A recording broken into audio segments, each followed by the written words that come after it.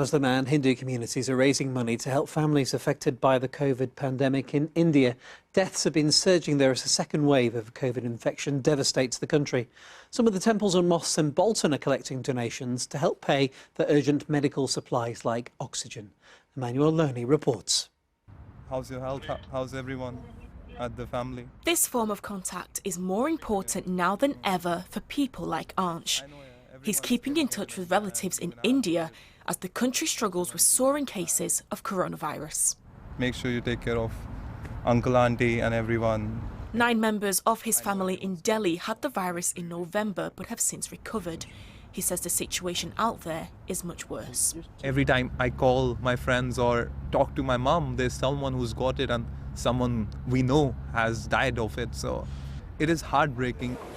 Roughly 10% of India's 1.3 billion people have been vaccinated. There's also a shortage of vaccines in some of the worst affected areas, and many are unsure about having the jab. There's a lot of myth about vaccines, and there's a lot of myth that if you get this, you'll get cancer. If you get this, it's a fake vaccine. If you get this, you'll not be protected. And people are confused. Of course, they're scared.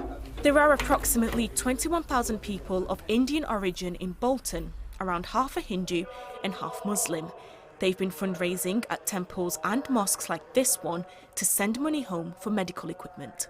We've collected more than £5,000–6,000 current, and it's still ongoing. What happens is where the hospital can't provide them oxygen, they are buying them privately and using them in cricket fields, setting up beds wherever they possibly can. Many say the local situation has worsened by an increase in the cost of oxygen bottles from approximately £70 to £170.